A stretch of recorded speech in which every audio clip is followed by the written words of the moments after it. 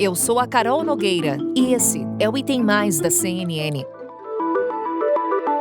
Os Jogos Olímpicos de Tóquio terminaram. E aqui vale sempre um retrospecto. Tivemos atletas jovens mostrando pra gente como será o futuro do esporte, a inclusão de novas modalidades que renderam medalhas para o Brasil. E não temos como não deixar de destacar também que tudo isso aconteceu num momento de muitas incertezas devido à pandemia de Covid-19. Mas calma, que ainda tem muita competição por aí. Pira Olímpica tá acesa. E já preparou sua torcida? Porque os Jogos Paralímpicos de Tóquio começam e a expectativa é grande para o desempenho do Brasil, viu? A delegação luta para se manter entre as potências do esporte paralímpico. Nas últimas 3 Paralimpíadas, o Brasil ficou entre os 10 primeiros países do quadro de medalhas. Em 2016, no Rio, veio o melhor resultado. Foram 72 medalhas, o maior número já alcançado pela delegação brasileira. Começaram os Jogos Paralímpicos de Tóquio. Teremos competições até o dia 5 de setembro. E o Brasil chega para essa disputa com a segunda maior delegação da história nas Paralimpíadas. É a maior delegação no exterior. São 253 para-atletas brasileiros disputando medalhas e representando o nosso país em 20 das 22 modalidades desta edição. Nesse episódio do Item Mais, vamos juntos trazer um panorama para o Brasil, traçar nossas expectativas e, claro, começarmos desde agora a nossa torcida pelos nossos para-atletas. Para isso, teremos muitos convidados para lá de especiais, a começar por ele, que se destacou e muito nas Paralimpíadas. Olha só os números dele: 6 ouros, 6 pratas e 2 bronzes na natação. Não é para qualquer um. Não é à toa que ele é chamado de tubarão das piscinas? Clodoaldo Silva, que prazer falar com você. Bem-vindo ao Item Mais. Obrigado, Carol. Eu que agradeço para poder falar aí um pouquinho da trajetória esportiva do Clodoaldo Silva, da vida pessoal, como tudo começou, como tudo se iniciou, e falar também das Paralimpíadas, né? Já que estamos em ritmo de Paralimpíada e temos fluidos positivos para essa delegação brasileira, que é a maior da história. Tomara, muita energia positiva. Clodoaldo, então você já deu uma prévia que a conversa vai ser muito boa. Vou começar por a questão pessoal, quero conhecer mais o Clodoaldo. Como é que o esporte entrou na sua vida, Clodoaldo? Carol, antes de falar como o esporte entrou na minha vida, eu tenho que falar lá de trás, de 1979, 1º de fevereiro, ali nasceu o Clodoaldo Silva com a paralisia cerebral, falta de oxigenação durante o parto, que afetou a coordenação motora das minhas pernas, e ao longo da minha infância e adolescência fui fazendo várias cirurgias, e a última veio aos 16 anos de idade, e ali o meu médico recomendou a fisioterapia clínica e em complemento a natação. Então a natação entrou na minha vida realmente quando ali eu estava pensando em fazer uma reabilitação, entrava na água terças e quintas pela manhã, só que à tarde a equipe paralímpica do Rio Grande do Norte também nadava naquela mesma piscina, e aí foi um pulo. Comecei a treinar, comecei a me dedicar. Em 98 veio o meu primeiro campeonato e aí não parei mais. Que demais, Clodoaldo. O esporte transformou sua vida? O esporte transformou minha vida não só na questão de ganhar medalhas, Carol, mas na questão social, na questão de inclusão, de interação, de integração, os valores e ensinamentos através do esporte. Eu sempre fui uma pessoa muito alegre, eu sempre fui uma pessoa muito bem-humorada, muito divertida, embora até agora, nesse nosso bate-papo, eu não soltei nenhuma piada do Clodoaldo Silva. Opa, vou querer ouvir. Isso aí, até o fim do nosso bate-papo eu vou soltar uma piada assim que não tem nada a ver, né? Mas o Clodoaldo sempre foi dessa forma, super alegre, super feliz, né? E o esporte me trouxe mais ainda. E o mais legal, Carol, é o que a gente vivencia no esporte. Hoje eu parei de nadar desde 2016, mas tudo que eu aprendi, as lições, a autoconfiança, a qualidade de vida, eu trago para fora do esporte para poder também ser exemplo fora da água. Esporte é transformador, Clodoaldo. A gente destacou aqui na sua apresentação quantas medalhas você ganhou, como foi seu desempenho nas Paralimpíadas. para você, quais foram os momentos mais marcantes da sua trajetória enquanto paratleta? Atenas 2004, e eu costumo dizer, Carol, que aqueles Jogos Paralímpicos existem o antes e o depois de Atenas. E por quê? Porque o antes, a sociedade brasileira só ouvia falar que existia esporte paralímpico, que existia pessoas com deficiência praticando um esporte. Durante e depois dos Jogos, a sociedade brasileira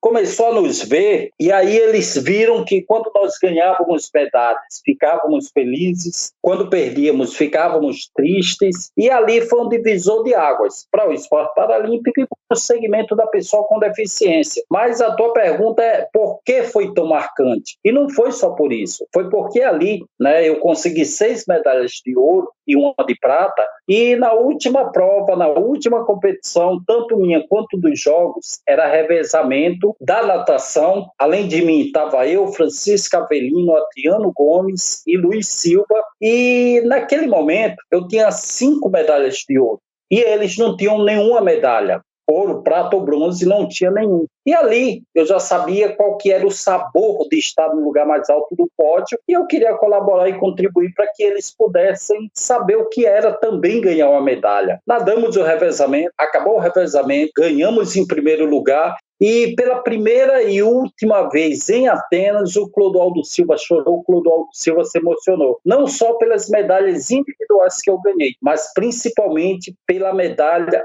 na equipe, no revezamento. Então esse momento na piscina foi marcante para o Clodoaldo Silva, Carol. E só da gente te ouvir, Clodoaldo, contando essa história, a gente já se emociona junto. Muito bom, Clodoaldo.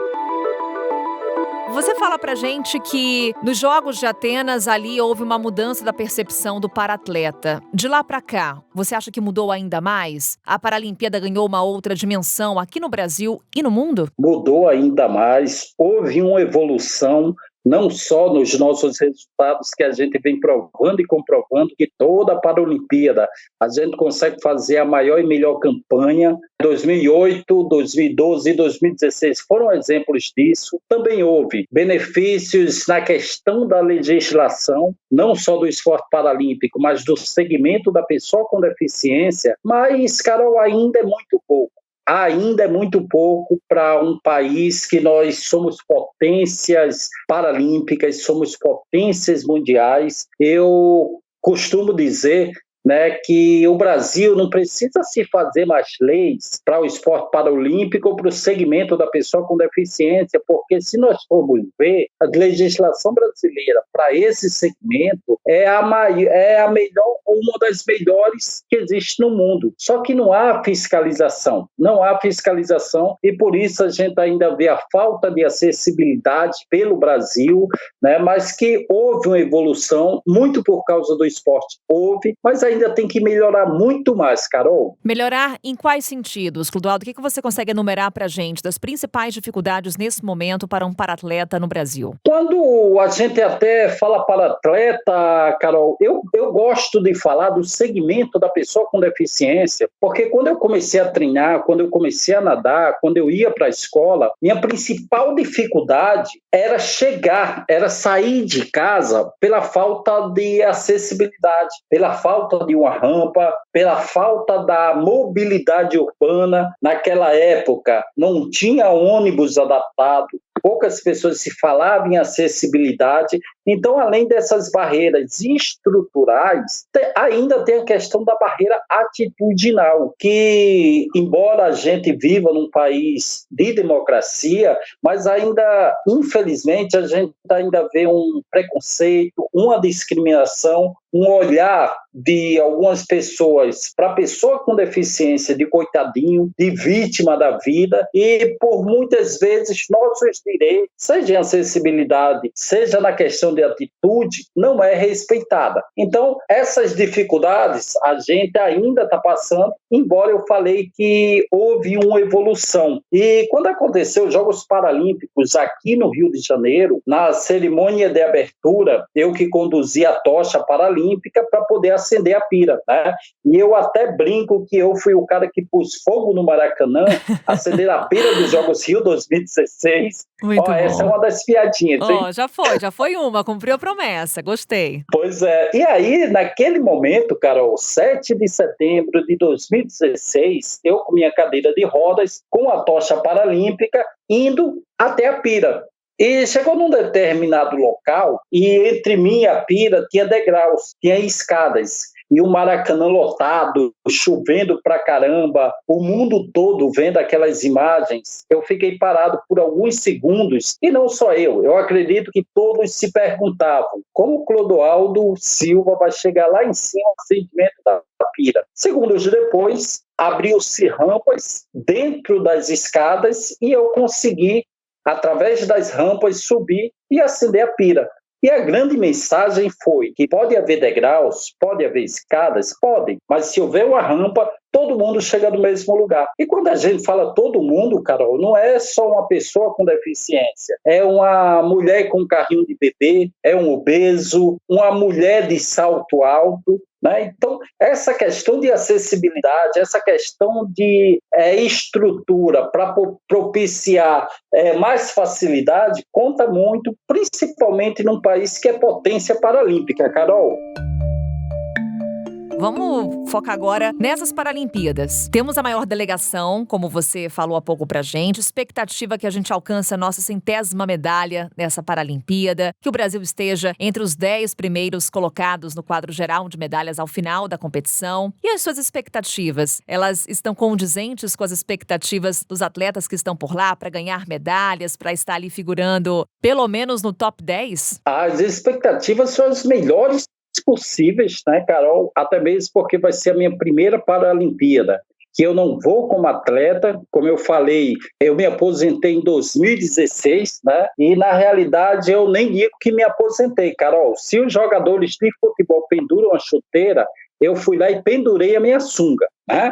Então, em 2016 eu participei como atleta, minha primeira Paralimpíada foi em 2000, e 2021, né, era para acontecer o ano passado, e por tudo que nós vimos aí pela pandemia que parou o Brasil e o mundo, nós vimos o adiamento dos Jogos Olímpicos e Paralímpicos, e a gente vai com expectativa muito boa, né, porque nos Jogos Olímpicos o Brasil já fez a sua melhor campanha de todas as histórias, e na Paralimpíada a gente espera o mesmo. Eu confesso para você que o Comitê Paralímpico Brasileiro colocou uma meta de estar entre o 10º ali. Eu acho que a gente pode mais. Eu acho que a gente pode chegar a brigar na 7ª e 8ª colocação, porque o Brasil, desde 2016 para cá, se houve um grande legado para o nosso país, foi lá em São Paulo, o Centro de Treinamento Paralímpico, que fica ali na Imigrantes, que tem capacidade para poder estar recebendo 14 a 15 modalidades paralímpicas, uma estrutura fantástica, que é uma das melhores, já é a melhor da América Latina, e um dos melhores centros de treinamento do mundo. Então, com toda essa estrutura, eu tenho certeza que o Brasil Paralímpico vão ser 22 modalidades no programa paralímpico. O Brasil vai participar de 20 modalidades, em algumas delas a gente tem os melhores atletas e as melhores atletas do mundo. No atletismo, que é a delegação que vai levar o maior número de atletas, nós temos recordistas mundiais. Na natação, que é a segunda modalidade que vai levar mais atletas, nós temos também grandes nomes para poder ratificar o seu favoritismo, mas o mais legal de tudo isso, Carol, é que a gente tem atletas muito novos, de várias modalidades. E a maioria deles, para minha surpresa e grata surpresa, muitos falam, comecei no esporte porque eu vi o Clodoaldo Silva. Então, fico muito feliz e super otimista para essa campanha na Paralimpíada de Tóquio 2020, Carol. E que você siga sendo uma inspiração, Clodoaldo. Nessa conversa já inspirou com certeza muita gente, inclusive a Carol, aqui, que está conversando com você. Muito obrigada mais uma vez por abrir um espaço na sua agenda que eu sei que deve estar concorrida. Mais uma vez, muito obrigada. Obrigado, Carol. Eu que agradeço aí. Convido a todos agora, início da cerimônia de abertura dos Jogos Paralímpicos e vai até dia 5 de setembro para que a gente possa ver, possa torcer, possa se emocionar e vibrar da mesma forma que a gente se emocionou com os atletas olímpicos, agora é a vez dos atletas paralímpicos. Obrigado, Carol, e até a próxima. Terão nossa torcida com certeza. Até uma próxima, Clodoaldo. Sim, teremos os Jogos Paralímpicos. Grande a expectativa, claro, para ver os nossos paratletas atuando. A torcida por aqui é muito grande, mas também estamos de olho nos números da Covid-19. Afinal, são jogos que acontecem em meio a uma pandemia. E o Japão está acompanhando um agravamento dos números da Covid-19 por lá, principalmente diante do avanço da variante Delta.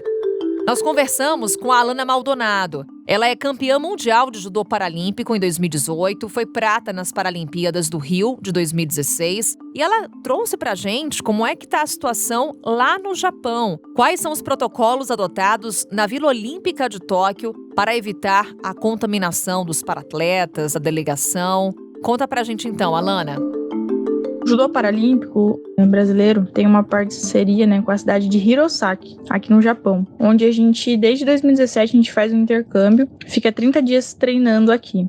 E a previsão, a programação, era a gente fazer a aclimatação na cidade de Hirosaki, mas por conta da pandemia, a gente veio direto para a cidade de Hamamatsu, onde foi feita a aclimatação de toda a delegação, do Brasil. E agora a gente está na reta final, o protocolo aqui está sendo bem rígido, tanto em Hirosaki, quando a gente ficou na aclimatação, quanto aqui em Tóquio, na vila, mas a gente conseguiu manter os treinos, manter a intensidade, o volume de treino, e agora já é reta final, os últimos ajustes. O judô já é logo nos primeiros dias, então a preparação tá a milhão. Como a gente vem para o Japão desde 2017, a gente já conhecia o hotel em que a gente ia fazer a aclimatação. Isso foi muito importante. E quanto ao fuso horário, a gente acaba sentindo, não tem jeito. Os 3 primeiros dias, a gente acaba usando melatonina para ajudar no sono. Mas para mim foi uma adaptação bem tranquila. Em 3 dias eu já estava no fuso. Aqui tá bem quente, então também acaba ajudando bastante aí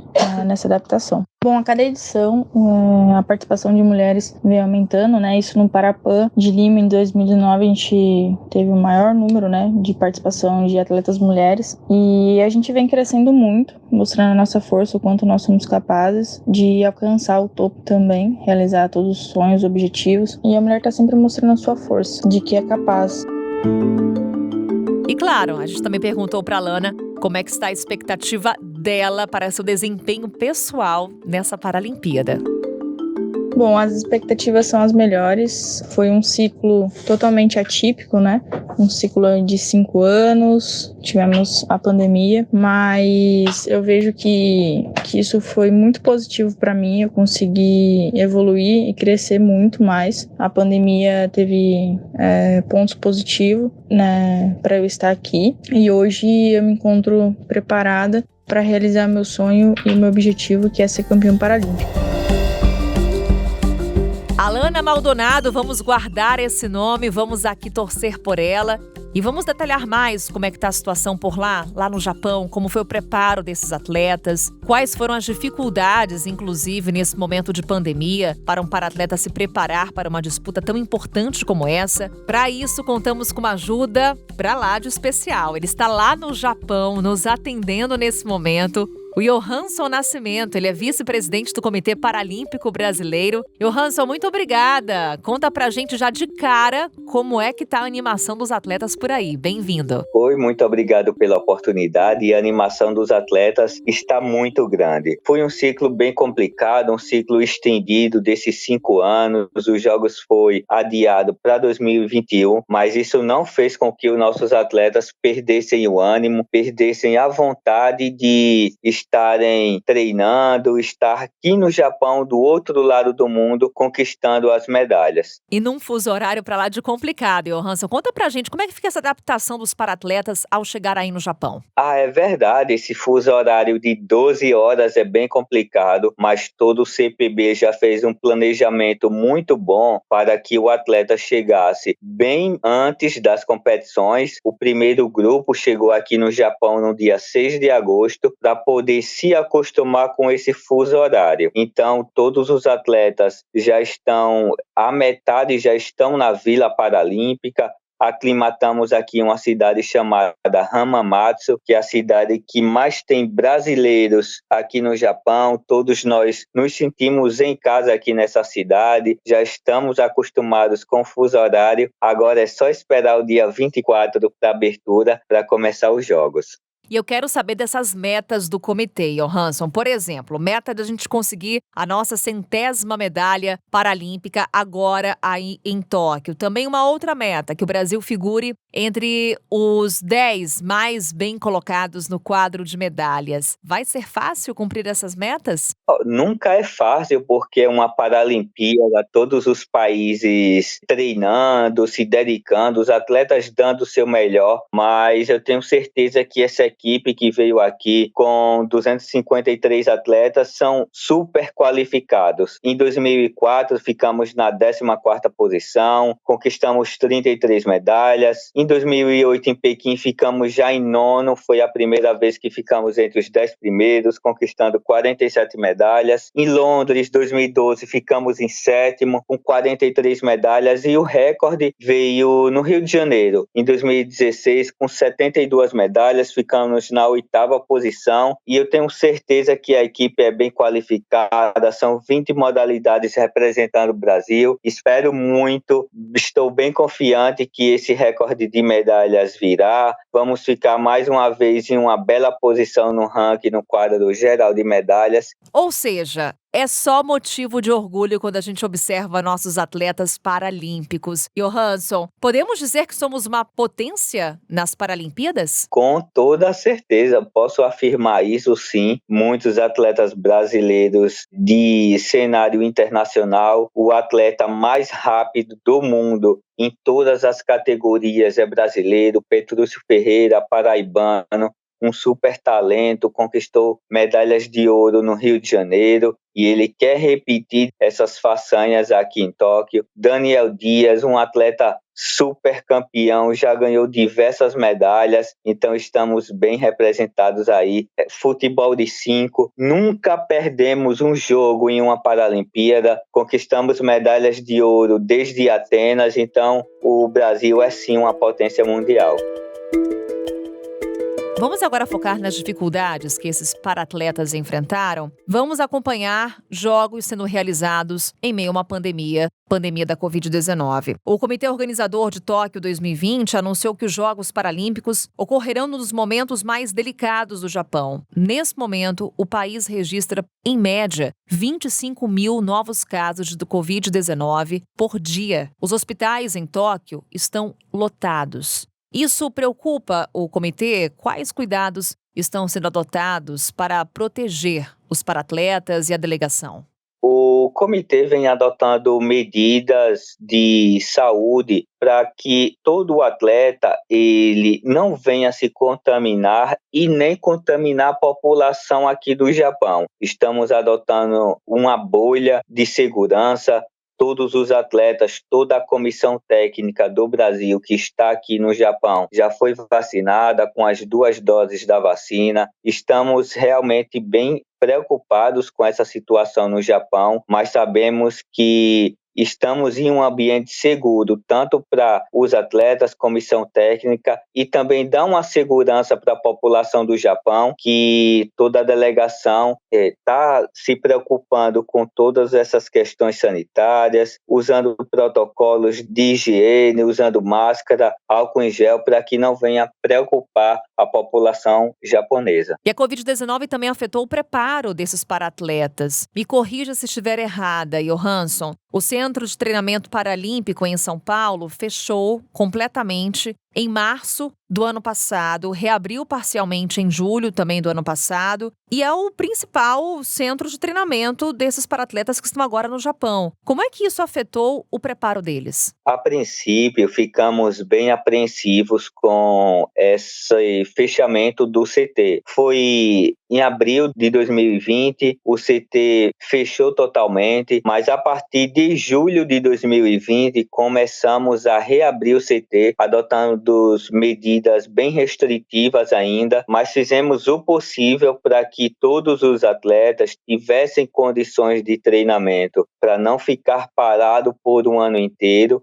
Realmente, esses 3 meses que o CT ficou fechado totalmente, foi bem complicado, mas conseguimos fazer com que os atletas se preparassem, treinassem para esse grande momento que é os Jogos Paralímpicos. E aí temos, no Japão, 253 paratletas, maior delegação numa Paralimpíada no exterior. Ao que podemos atribuir esse aumento do número de paratletas, Johansson? O esporte paralímpico, ele vem se desenvolvendo ano após ano. Eu comecei no esporte em 2005, apenas por um convite que uma professora de educação física me fez lá em Maceió. Eu nem sabia da existência do esporte paralímpico. Então, hoje, 2021, vários brasileiros já entendem o que é o esporte paralímpico. Vários brasileiros já sabem que depois da Olimpíada existem os Jogos Paralímpicos, conhecem muitos atletas já de nomes famosos aí pelo Brasil inteiro. O investimento que vem sendo feito vem crescendo ano após ano. Lei Agnello Piva, contratos com patrocínios com a Loterias Caixa. O atletismo brasileiro, para-atletismo brasileiro, tem o patrocínio da Braskem. Muitos grandes patrocinadores nos apoiam, o governo do estado de São Paulo. Então eu posso refletir isso para cada edições de jogos, o maior número de medalhas vem acontecendo, maior investimento, crianças com deficiência já se espelham nos nossos atletas. Então, é uma fórmula aí mágica, eu posso falar, que faz com que o esporte paralímpico venha se desenvolver ano após ano. E que cresça ainda mais, Johansson. Só posso desejar muito sucesso. Daqui do outro lado do mundo, seguiremos na torcida. Muito obrigada por todo o trabalho que vocês estão fazendo por aí. Eu agradeço a oportunidade e chamo todos os brasileiros para acompanharem os Jogos Paralímpicos. Sigam as redes sociais do CPB, que eu tenho certeza que você vai se apaixonar e vai vibrar muito com o esporte paralímpico brasileiro. E repito o que falei em praticamente todo esse episódio. Nossa torcida segue pelos nossos paratletas lá no Japão. A gente se vê amanhã. Tchau.